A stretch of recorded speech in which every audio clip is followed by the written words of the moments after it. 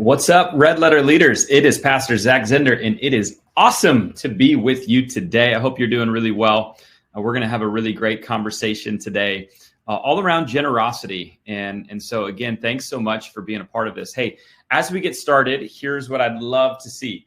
I'd love to see who you are and where you're from, where you serve right now. So if you can put that in the chat right now. And as we get ready, I also have a couple things for you. I started a poll question that you can see on the right-hand side. Today, we're talking about generosity. I'll welcome our guest, Vance Roush, in just a moment. Vance is the founder and CEO of Overflow, and he's on a mission to inspire the world to give. And a lot of how he does it, I'll give a further introduction in just a moment. But a lot of how Overflow will do this is by accepting non-cash donations. There's Vance right there. What's up, Vance? How are you? Come on, Zach. Great to see you, man. I'm so excited to be here in this room. Good to see you, bro. I'm just doing a couple minutes of intro, and then we're going to get right to you. So let's go. Love seeing you on here, and excited to see where God takes this. So yeah, if you're watching right now, put in the chat who you are, where you're watching from, where you serve. I mentioned that poll question. Are you currently set up to receive non-cash donations? I got a few options there. One, yes, it's easy and quick. One, yes, but it's clunky. No, but we'd like to get there. And then one, no, I don't currently see the value in that. And maybe after this webinar, if you check that one, maybe you will. So there's that poll question. Also, I want to give a free thing to you. We love pastors, and it's our heart to serve the church. And so I just published something. You can see that again on the right-hand side under offers. We'd love to give a free 40-day challenge to a pastor, to your pastor. If you are the pastor, you can get it. And so if you've never done one of our 40-day challenges, just for a minute, would love for you to do that. Red Letter Challenge, our initial one, is going to teach how do I follow Jesus. We've now come out with our fourth challenge. It's actually right now going on, and we're launching Serving Challenge as we speak. So we're on day 16 to try to serve like Jesus. So if you've done the previous challenges and are waiting for the next one, go to that offer, grab your free book. We want to give that to you as a gift, Pastor. And really what we want to do, we'd love to partner with you. We know the last quarter of the year gets crazy with some of the stuff we're talking about today, end of year giving. It gets crazy with like planning the best Christmas Eve service possible. And so what we want to do is we want to come alongside of you and say, New Year or Lent, let's lock in for a 40-day challenge. You've got 40 days of done-for-you material that can grow your groups, grow your church, so that you can have the confidence to go all in. So that's free. I'm going to leave that up there for quite a while. So if you don't get to it right away, that's okay. I see people jumping in. I see Keith and Andy and John. I see my wife, Alice, and thanks for the support, babe. Good to have you in here. Aaron, Sandy, and Joe, everybody from Illinois, to Texas, to Nebraska, to Florida, to Pennsylvania. And Vance is coming from California. How you doing today, Vance? Yes, West Coast. Your brother from another mother on the West Coast here in the Silicon Valley, San Francisco Bay Area. Pray for us because I get it. I was actually born in Chicago, so we cool. Know about the Midwest, the great country of Texas in the building. I like it. But yeah, we're coming from the West Coast. Awesome, man. I'm going to ask you a question about Silicon Valley in just a second. But yeah, again, welcome everybody to this month's Red Letter Leaders webinar. We took a few months off as we were going through our first disciple-making playbook cohort with 24 students. And so we took some months off, but we're back at it and excited for today's guest. So it's Vance. You can see him right there. He is the CEO and founder of Overflow, and he is on a mission, and their company on a mission to inspire the world to give. They unlock generosity by empowering nonprofits, churches, and corporations to accept non-cash donations like stocks and even crypto. We're going to get into that with some ease. And Vance is also, I just found this out, also executive pastor still at a church there in San Fran. So he's like me in ministry, but also doing a kingdom spiritual entrepreneur. And so we love that. And so Vance, thanks so much for blessing us and adding value to this community today. Thank you so much for the invite, Zach. I'm so pumped to be here. Actually, like you said, I do serve as executive pastor still at our church, Vive Church. So I believe in the local church. We love the local church. We love serving here. My studio, where I'm calling in from today, is on the second floor of our auditorium, our 2,000 seat auditorium. here in Mountain View, California. And so it's all synergistic. We I love believe it. that, business and the marketplace is so symbiotic with ministry, right? That's Cool. how it should be. And so we love it. That's great, man. And that mic like looks legit too. So well done. Thank you. Thank you. Thank you. Well done. So, hey, man, before we dive into a lot of generosity talk, I would love to hear, like, I think there's certain pockets of the country that are just fascinating and kind of like their own world inside of our country.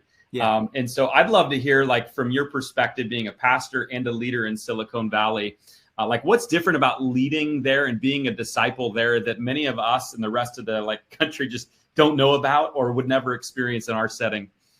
Yeah, I mean, there are definitely different places and spaces geographically when you go into it has a culture, right? It has a vibe. And sometimes, that culture needs to be corrected, right? If you're trying to bring kingdom culture in, some cultures need to be corrected, but there's also some cultures that already look like the kingdom, right? So for example, when we planted a couple campuses in Italy, what was a culture that needed to be corrected was punctuality, right? Our campus pastors that we set up there, the countdown was going and then they kept extending the countdown. And we were like, what are you doing? And they were like, oh, nobody's here yet. And we're like, no, like we start on time. They're going to miss out. And they're like, oh, no, nobody in Italy shows up on time. Yeah. And it's like, okay, cool. That's a culture that we need to correct. Because kingdom culture is to honor each other's time, right? But something that they nailed in Italy is a sense of community and family and food. I think Jesus was in food. The food. Yeah. Man, Come on, Italians baby. know how to get down with food. In the same way, I would say in the Silicon Valley, what they've gotten right is optimism, right? Which maybe is a secular way of saying faith. Yeah. Right? This idea that anything is possible. We should be informed as Jesus followers that yes, it's possible through him, through his unlimited resources. And I'm not talking about prosperity. I'm talking about partnership with God. In the same way, people in the Silicon Valley have that similar mentality. They don't actually just count the cost. Yeah. They count the cost of not. What if we didn't do that thing? What if we didn't pursue that idea? We would not actually explore what could have been possible. That's the calculus. That's the math that people do in the Silicon Valley that I believe is actually of God, right? That leads to incredible creativity, and we serve the ultimate creator.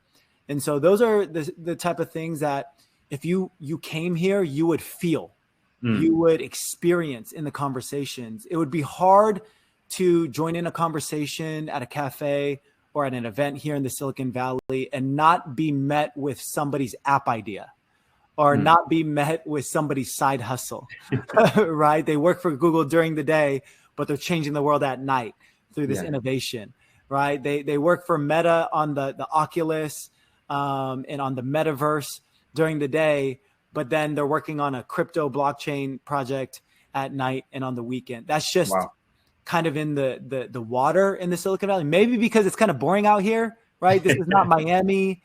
This is not New York. There's really not much of a nightlife here. And so instead, people try to just build companies and change the world.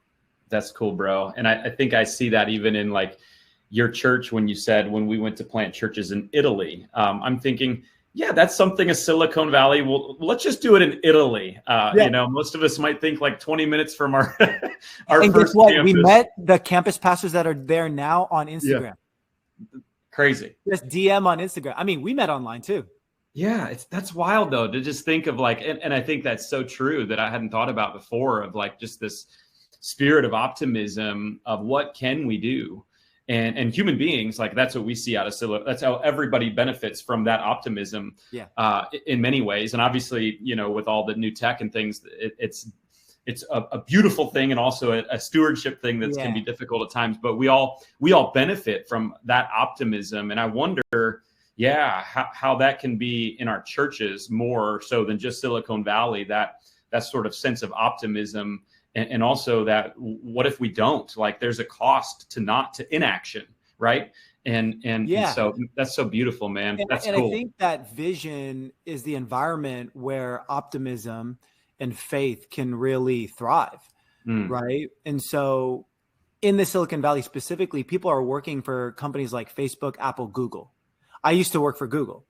And so when I was a Noogler, I was getting oriented into the company and then eventually became a Googler. But when I was a Noogler, they would indoctrinate you, right?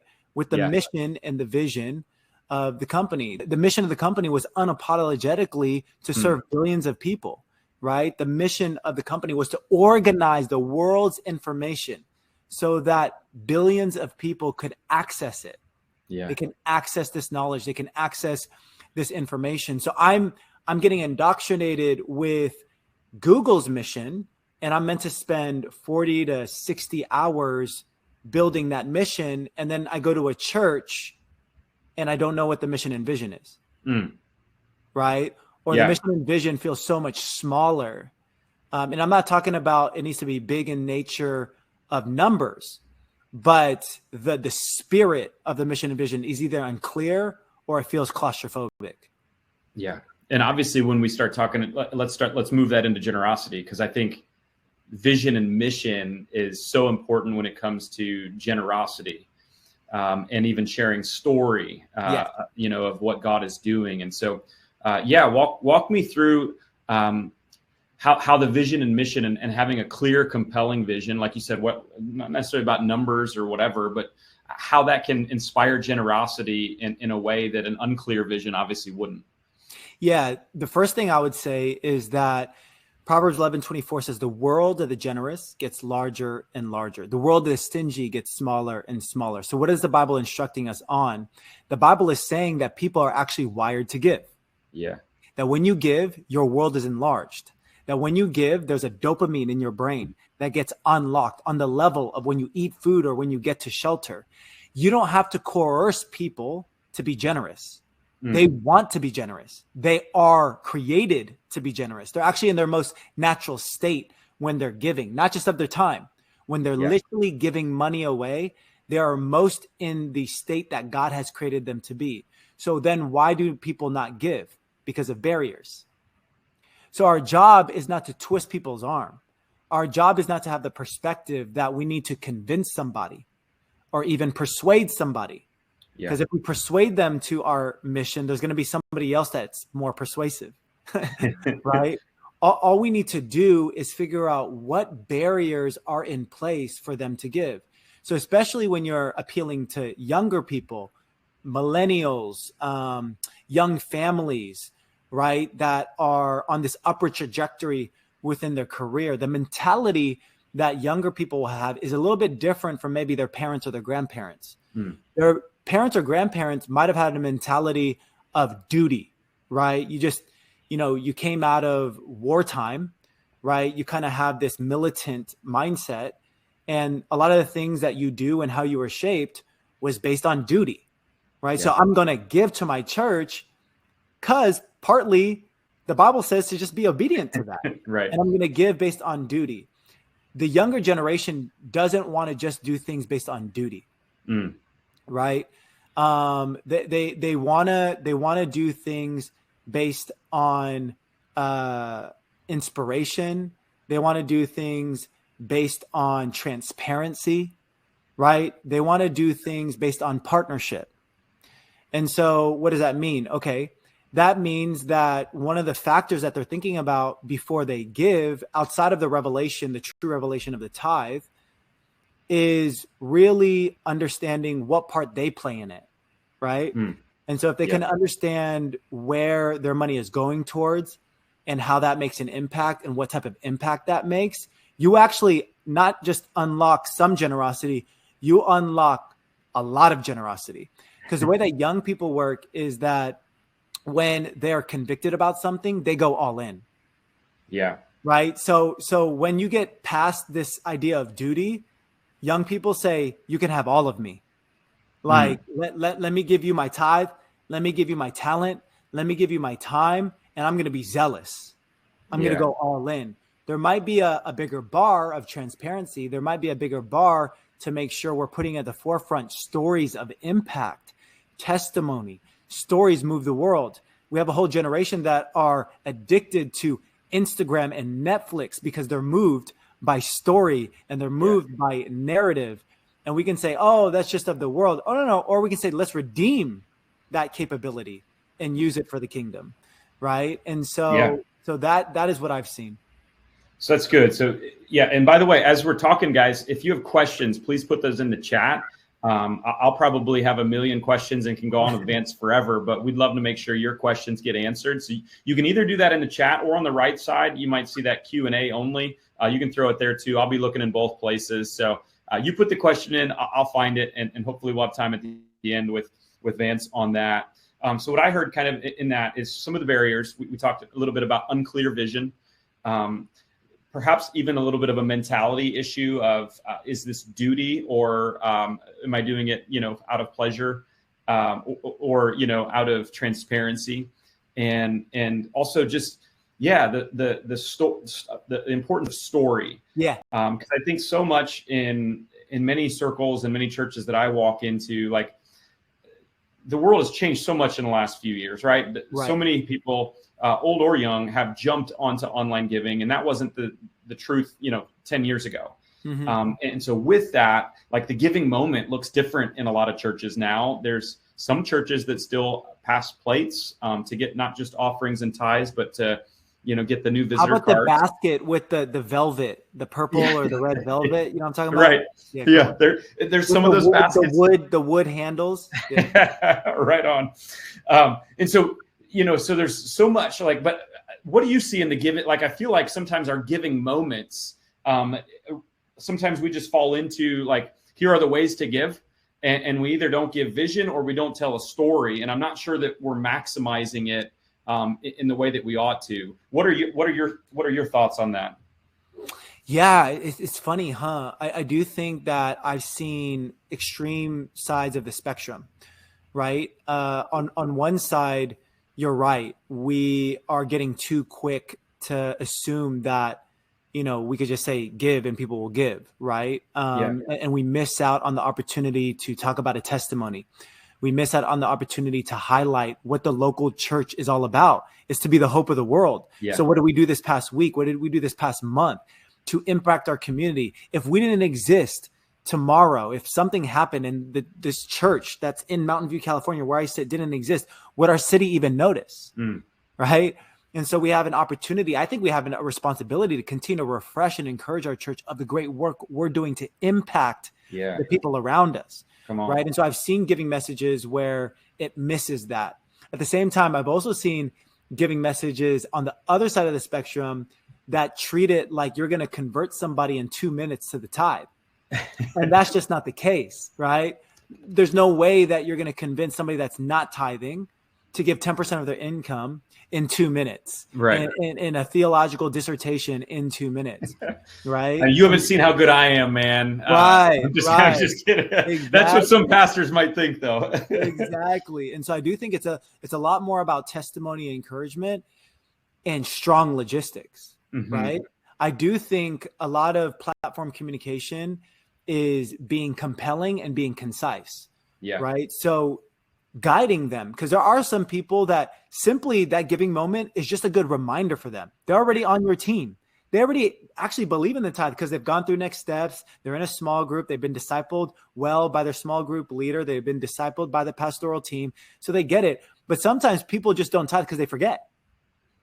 Yep. And sometimes they're a new comer to your church, and this is the first opportunity they've been presented to give, and they just need simple, clear instruction.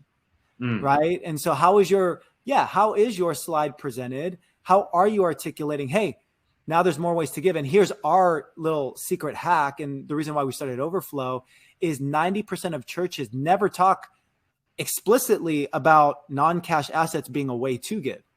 Right. And so what we're doing is we're appealing only to an exclusive portion of how people get wealth. Right. And we know that most wealth is not even tied up in checking and savings. Right. Most people that do have any sort of wealth have it in the form of stocks, ETFs, IRAs, some sort of investment vehicle, their stock portfolio, essentially. And so if you simply incorporate in those giving moments, simple instructions of, hey, and by the way, church, congratulations on building a school. in our community. I'm so glad we got to do that because of your generosity. Yeah. And we're going to do another giving moment. We do this every Sunday because we believe generosity is an extension of our worship. And there's so many different ways to give here now at Vibe Church. You can check out the screen. But can I tell you, if you didn't know, you don't even have to be limited to your checking and savings. You can even give from your stock portfolio as well. I heard it's super tax advantageous to do that. You get the fair market value as a deduction. The church, as a 501c3, we don't have to pay taxes on that. It's a win-win situation. But hey, God bless you as you give, right? Inserting things like that is sowing seeds to people that actually have wealth in those areas. And it informs them, oh, I didn't even know our church could take this type of gift. And we routinely, our average gift through Overflow is $10,000. Because we not only make it frictionless for people to be able to do that in service on their phone, but we provide the resources to help elegantly educate your congregation so it doesn't feel like a solicitation, but it feels like service. It's good. How many pastors and church leaders listening would like to get an average gift of $10,000? Come on, let's go, baby. Sign me up. That's awesome. All right. Gosh, there's so much good there. So I want to make sure I have two conversations with you, but I want to let you tell me which one you want to have first. So you've done a lot of, because I heard both of these. I want to talk about the strong logistics because I think that's a bit of what you do and like your secret sauce. So I definitely want to talk more about that because, for instance, as you were just talking, I don't think I've ever heard a giving moment from stage use the word stock transfer. And so I want to dive into that. That's I'm going to geek out on that with you. But I also know that you've done a lot of generational study on giving, millennials, Gen Z, boomers, all that stuff. So which one's more important to have first? And then let's go there. Man, you're giving me a choose your own adventure. I like it. Come on. Well, just since we're on that logistics train, you're right. Again, 90% of churches don't even have a brokerage account, so they don't talk about it. Yeah. Right. They don't give it an option. And a lot of people think, oh, I just don't have people in my church that have stock. Right. I'm in, I have a smaller church or I'm in a specific city. We served a church in El Paso, Texas, median income, $50,000. Okay. El Paso, Texas, not the most wealthy. This is not Silicon Valley. This is not New York. The first month, and this case study is actually on our website. The first month they onboarded into Overflow. They got their first 2 6-figure gifts, right? First ever. Yeah. First ever. They didn't even know who was in their church. They had no idea. And that person in their church had no idea that they could even give in that way. And they gave through stocks? They gave through a stock transfer through Overflow to this church in El Paso, Texas. Our most successful customer on the platform the church is located in Florence, Kentucky. This is not a Silicon Valley thing. This is not a New York thing. This is a sociological thing, a socioeconomic thing of how people that are in your church that maybe you never knew, they hold wealth in non-cash assets and they just never knew because we never talked about it, that you could do that, right? And so logistically what we do is not only educate our congregations that this is just an option to give. So won't you consider being generous through those means, but also we give them a super frictionless way to actually execute it. So without Overflow, what happens is there might not seemingly be friction on the church's side or the nonprofit side because you're just receiving the gift if you have a brokerage account.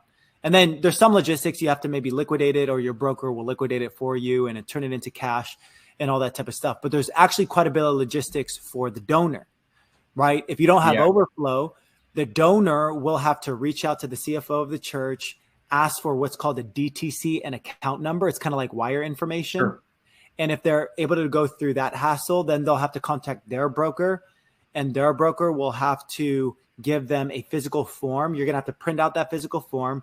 And this form requires wet signatures. So you have to fill it out physically, sign it, and then typically you need to fax it in to your broker. Then your broker will... What's a fax? Exactly. Then your broker will then transfer it to the church.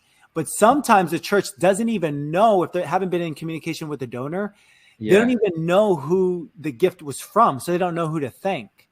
And so all in all, long story short, without Overflow, it's a clunky process.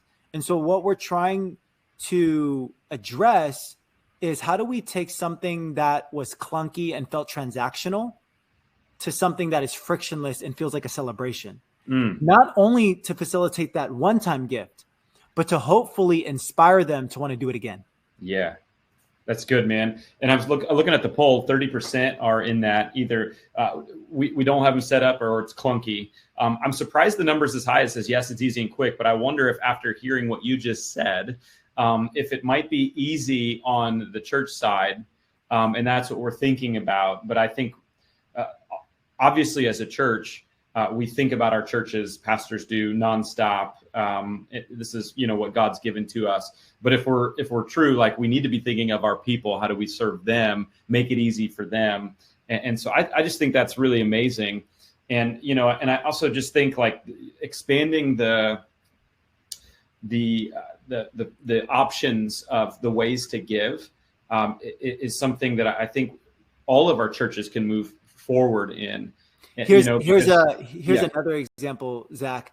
So how do you pay when you go to a cafe, right? Apple Pay. Right. People can't give via Apple Pay at our churches, and Overflow is launching that next month. So that's just an example of, hey, look, we're a technology company. We're a financial technology company, fintech company, solely dedicated to the local church to give it the technology it deserves. Right? Yeah. How come Blue Bottle or how come Starbucks can allow me to pay $12 for that venti latte frictionlessly through Apple Pay, but I want to give $100 to my church and I still have to take out my card and I have to type it in within service, and I lost the moment. They're already going back into worship and the moment's gone. Yeah. You know what I'm saying? So how come I can just tap my phone, right? So we have this thing called Overflow Tap where you can put stickers on your seat. And it's NFC technology. So you don't have to try to be like, hey, pastor, can you move over so I can scan the QR code? But you can just tap your seat and then the giving page comes up. Or a Connect card comes up. Or a prayer card comes up. These are the type of technologies we need to think about. We don't need to be intimidated by it. We need to understand, sociology and how, a consumer behavior is shifting and moving. How come I can buy a tub on Amazon and it's at my door in 2 hours, but I can't even give one share of Uber to my church? I can't give one share of Tesla to my church without filling out a form and faxing it in. Right. And so we just have to think about, I guess, a Silicon Valley term, user experience. Yeah. It's good. A little bit more in our churches. And I think that's going to create such exciting opportunities. Yeah, it's crazy. And let's be real, guys. The world and the church has changed. Like, who would have ever thought, Pastor, can you get out of the way of the QR code would be in our language, right? 20 years. And by the way, did any tech make a better comeback in COVID than the QR code? The QR code is awesome. And the zeitgeist. But I think you're so right. Like the user experience, in advertising and marketing, we've had this in a webinar before where we talked, advertising marketing. What's in it for me? The with them question. We have to think about that for our people. What's in it for them? And so not only, as I'm hearing Vance talk about, like the importance of the vision that they can be a part of and why that's exciting, the stories that we can celebrate as a part of that vision, but also I'm going to make it really easy for you. And I'm going to give you a table full of options that you choose which one works. Yes. That's easy on our end. It should be. Sorry, I shouldn't say it's easy. It may have been complicated in the past. Sounds like with Overflow, it's not anymore. For us to provide this plethora of options, because I'm looking at my oldest son, who, gosh, he turned 16 on Sunday. I'm getting old, but you look good, man. I need to understand your skincare routine, bro. Hey, thanks, bro. But yeah, but he's Apple, like he's got his phone. He might not carry his wallet hardly anywhere. You can slip his license right into his phone carrier. And so like, he's got Apple Pay, and that works well for him and that works well for his generation. And so I just think that's really cool. So talk to me. This is maybe way forward thinking for maybe our core audience, but I still think important for them to hear. So you guys not only like do stock, but I think like crypto and all this new currency. So talk to us a little bit about that and how the future that you see of that in church.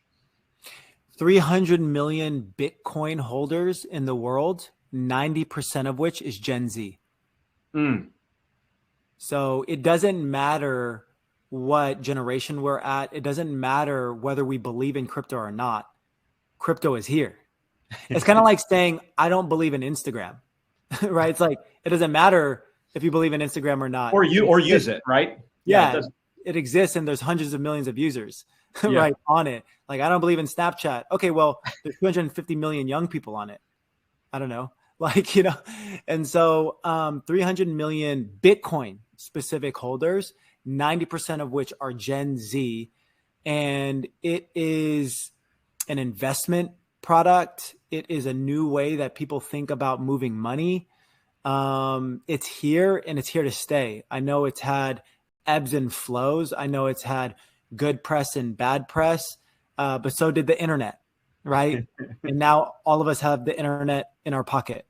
And so I think we're still at the earliest stages, which is interesting because, our whole MO at Overflow is to lift the lid off limitation, right? And so like you said, we're just trying to increase options.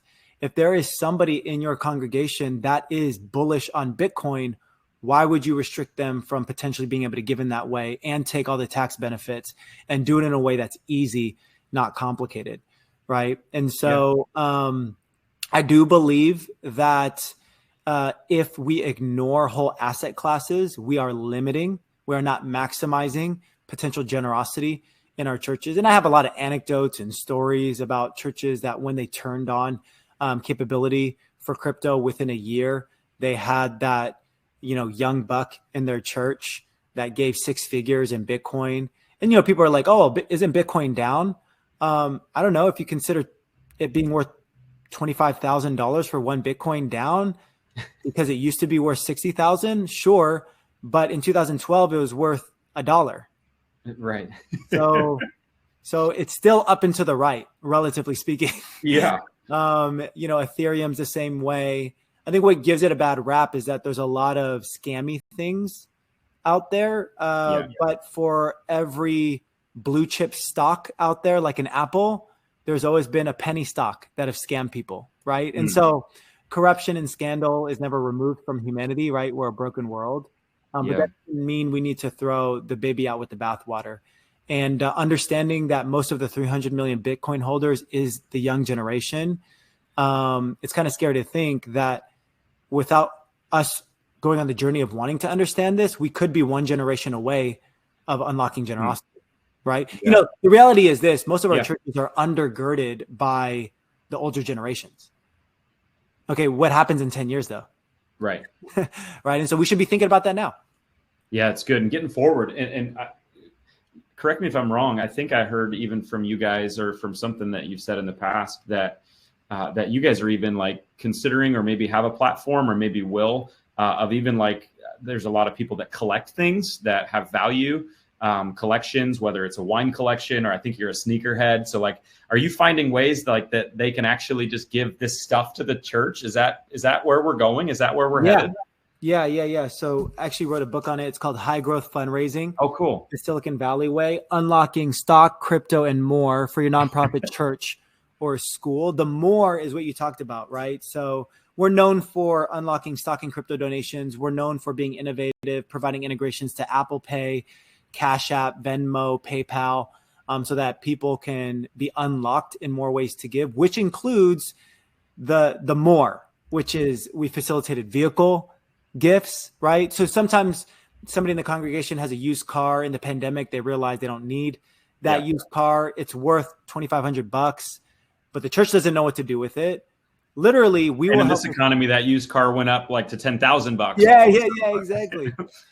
So we have a team that we call concierge support that will help facilitate that transaction, right? Cool. And partner with the church to get the funds where it needs to go. So, a used car is maybe an easy example. Maybe to expand imagination. I do a whole chapter in the book about this. To expand imagination, everything is being securitized nowadays, right? So it's not just stock and crypto anymore. Young people are investing into Jordan shoes, right? There's this app called StockX where Jordan shoes appreciate in value.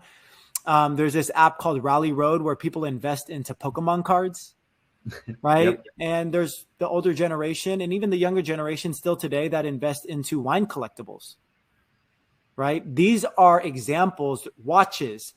Rolexes. These are examples of other appreciating assets that can be given.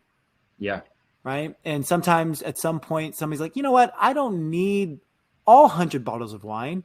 I love to donate 25 of it. And there's whole brokers and there's a whole system that makes it easy to liquidate those things, turn it in for cash value. But if you do it in a way through our platform, you maximize the tax savings through it. And our concierge team just makes it super easy.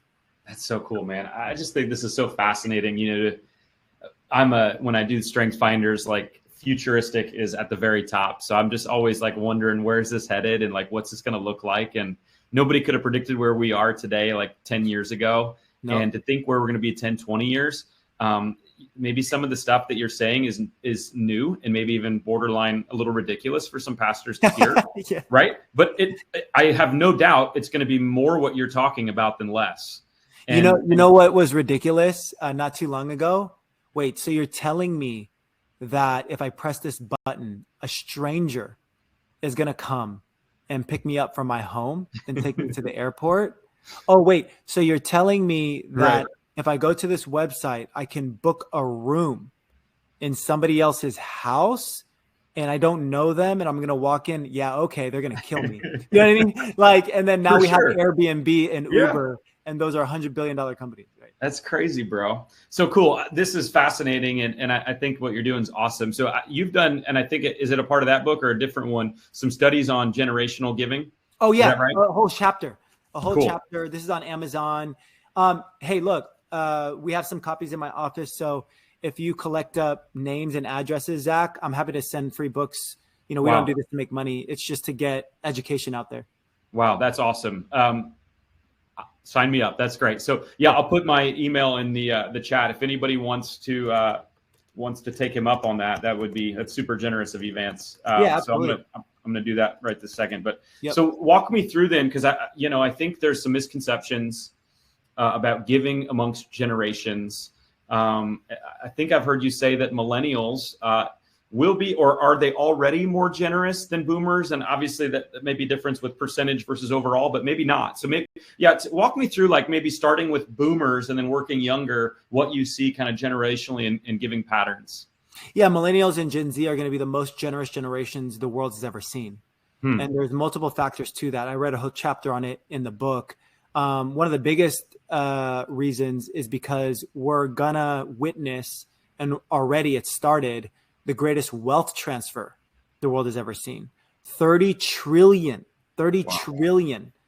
worth of wealth is going to be transferred from older generations to millennials and Gen Z. Right? Yeah. And most of that is non-cash assets. Okay. So that, plus you got millennials in a phase in their life right now where in the next decade, they're going to see pretty catalytic rises in income take, right? So they're getting promoted at their jobs. They're going from managers to directors to VPs in their career. And, if you're privy to how certain industries work, those jumps, like at a Big Four accounting firm and things like that, that's an exponential financial jump, right? So there's rising incomes happening. So there's inheritance, rising income, and this idea that we were talking about, that millennials and Gen Z don't just give based on duty, they give based on identity. So if they really resonate with the ministry, they go all in, right? You saw it in the pandemic where people were literally just putting their Venmo QR codes on Twitter, and people were rallying. Like millennials and Gen Z, they're ralliers. So when they get passionate about something, when they can fix their identity to it, right? They want to make a difference. Yeah. Right. And so you combine their means to make a difference with their motivation to make a difference. You create this cocktail of generosity that the church has never seen. Here's the reality. If the church is not able to capture the imagination, if the church is not able to put in front of millennials and Gen Z a vision that they can, and that's biblical, right? Without vision, the people perish. We know this. But if we're not able to captivate and compel a whole generation of why the church is an effective body to flow finances through, Mm. We will still witness the most generous generation the world has ever seen. It just won't go to the church. Yeah. Because right. And I think that's sometimes, one of the things that I'm really passionate about. Obviously, I think there's so many great organizations doing so many great things, but like we're the church and we got the mission, the greatest mission in the history. There is no greater mission than ours, and there never will be. Exactly. And sometimes the reason we don't get is because we don't ask. And exactly, I think that what you're saying of all that wealth that's going to be transferred to the younger generations, and if we can capture with an incredible vision. That's not about making any one of our names great, but furthering his kingdom and how they can play a part. Man, I think that's going to be awesome. Yeah, that's cool. What else are you seeing generationally? I'm seeing that we're going to have the most entrepreneurial generation that we've ever seen. Yeah. So if this iPhone made us all 2 times more effective in life, because we can answer emails on the go, we can run our businesses from our phone. It's a smartphone, so it's intelligent. It can do a lot of things. This thing is powerful. The iPhone, a smartphone, so powerful. It's made us probably 2x more effective as human beings. AI will make us 10x more effective. So I still have to type or tell Siri, hey, can you do this? Can you look up this? Can I Google this? Can I send this message? You could probably set up some automations and things like that through Google Calendar and emails and all that type of stuff, through Slack. Okay, cool. I'm 2x more effective. AI, I will be able to, and many of you probably had these moments where you're like, you know what? Man, it would be so awesome. I could solve so many problems if I created this app for the DMV, because the DMV is so inefficient. And I wish there was an app so that, they could, and then you just stop at that idea because you don't know how to code. Right. Okay. In 2 years, you're going to be able to tell ChatGPT or something like that the description of the app and how you want it to operate. And in 30 minutes, it'll be done. That's crazy. And so if this made us 2x more effective, AI will make us 10x more effective. Why is that exciting? Because that means there's going to be more creative work. If we have administrative work pretty much eradicated, we get to focus on creative work. We get to focus on strategic work. We get to continue to solve higher and higher problems, deeper and deeper issues in society because we don't have to do menial tasks. That's good. But what does that mean? The next generation is going to be full of entrepreneurs. Yeah. They're not going to have to exclusively be working for a Fortune 500 company. There'll still be those companies. Yeah. But they'll have an opportunity, just like you don't have to get a job and you could just be an Uber driver and make a living. You're going to see 100x more of those opportunities because of AI. And that means anybody can just stop working for a Fortune 500 whenever they want and say, hey, you know what? I'm going to start my own thing. And they're going to be able to make a living doing it. It's cool. Yeah. And like you said, when we have those things that can handle it, then we can, as pastors, church leaders, we can actually do the work of pastoring, which is that's going to be something that AI is never going to be able, at least, who knows? I shouldn't say never when it comes to tech, especially to Silicon Valley guy. But that's something that will always be in need, is that physical, tangible love and care. And but so, isn't that, as pastors, ultimately what we want in our people is absolutely. a sense of agency? Yeah. Right? It's kind of like, follow me as I follow Christ. Why? So you can also be followable, right? The Bible says that actually it's pastors that equip the people for the work of the ministry. Yeah. We want a bunch of mini entrepreneurs that want to grow the kingdom themselves, not just come in with a consumer mindset, sitting for 2 hours on a Sunday, listening to our message, which they could probably get something better on YouTube anyways. Like, you know what I mean? It's like, hey, we should desire for many entrepreneurs, many innovators within our congregations to go out and want to change the world. Like you said, we have the greatest mission on the planet. Okay, Google wants to organize the world's information and they have 2 billion users. Well, Jesus said, go into all the world. Right. Your mission field is every single human being, and make them a disciple, right? Don't just present to them information that, make them a disciple, right? And that's never ending. There's so many things that we can do to be more effective in that. That's cool, bro. All right, guys, if you have any questions, feel free to throw them in the chat. Joe's alongside of you preaching the benefits of stock gifts, having great tax benefits, which is cool. I've got a practical question for you, though. Vance, we're about 10 weeks, maybe 11 weeks till the end of the year. And, let's say a church, I know none of them that are listening now would be this, but let's say that there's a pastor or church leader that they're behind budget.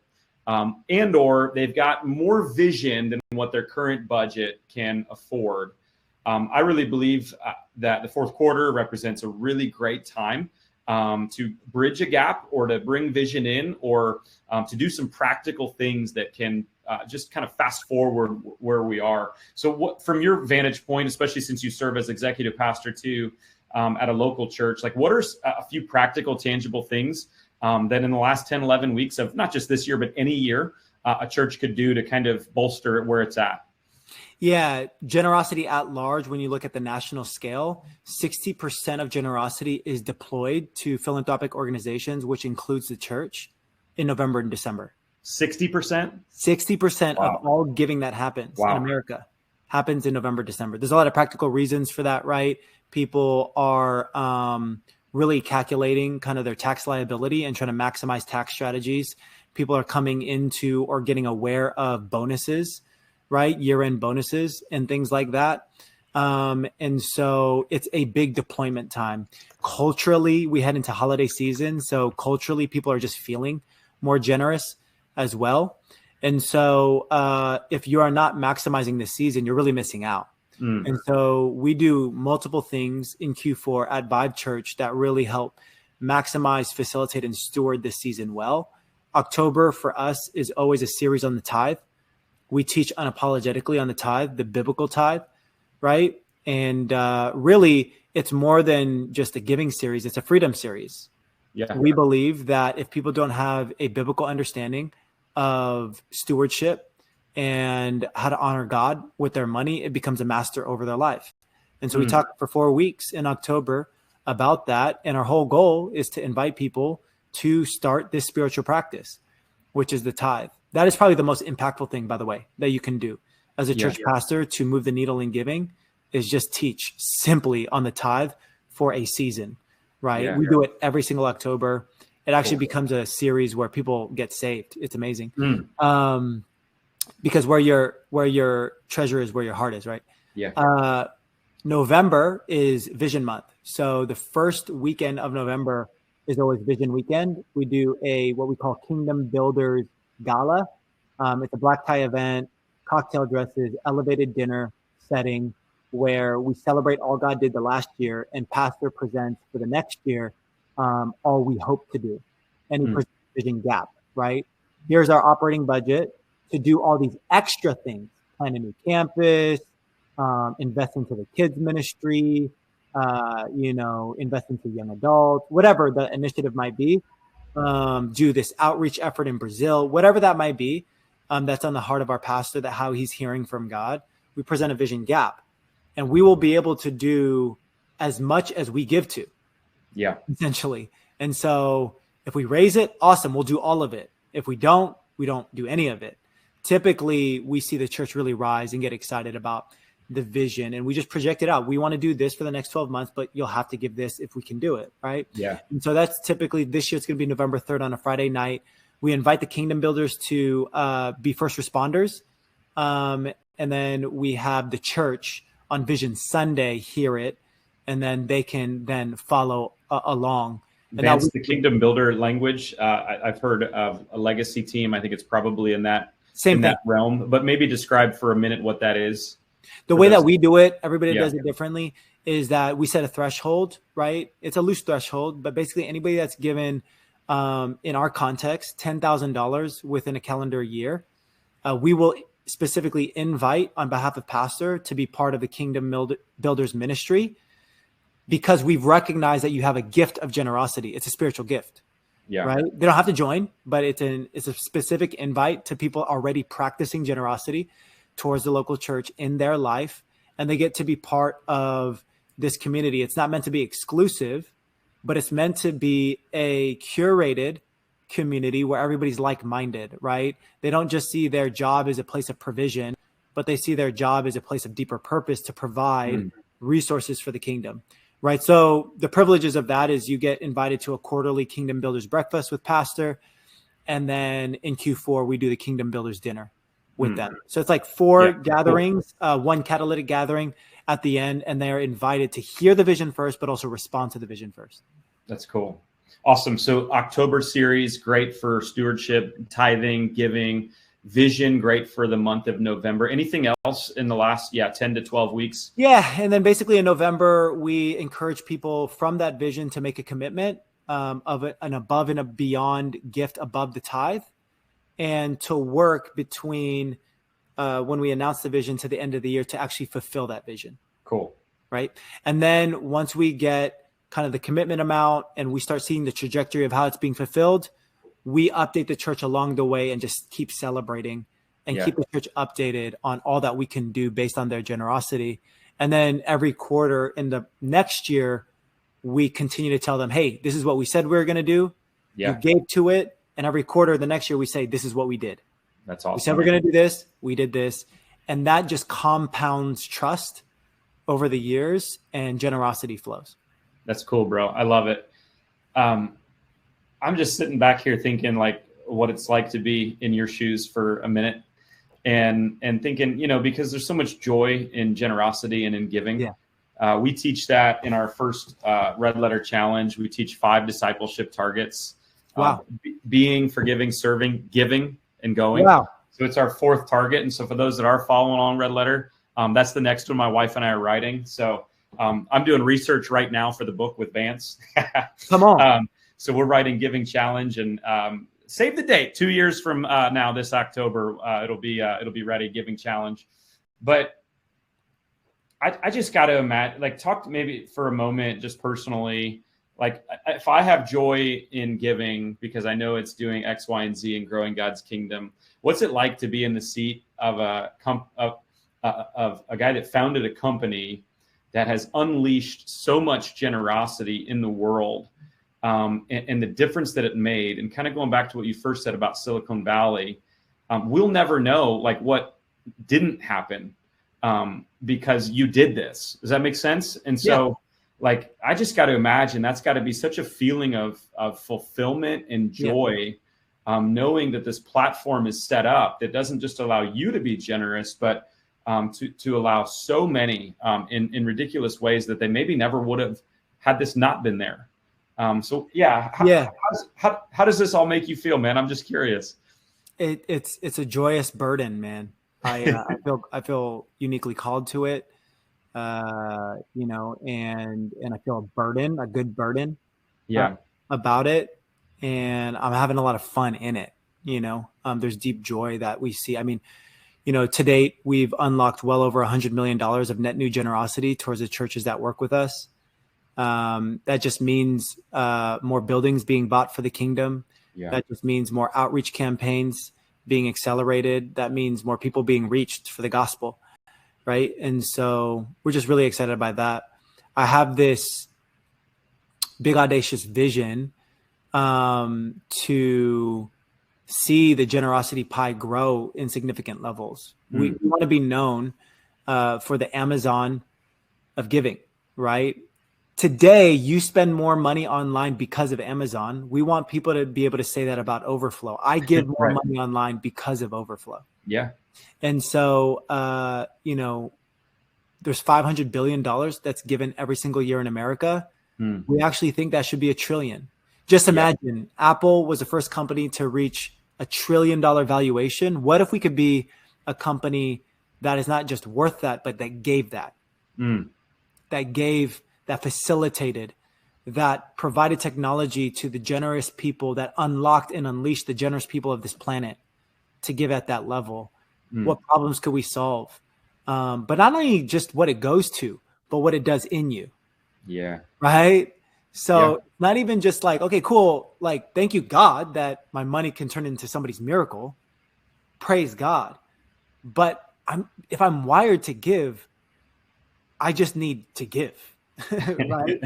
And being a giver if we can make that part of the cultural zeitgeist, if we can make tithing cool. Right now, you know what's cool? Credit card debt. That's what's cool because everybody's in it. Yeah. Right. And so people are living off they're making 100 and they're living off 110.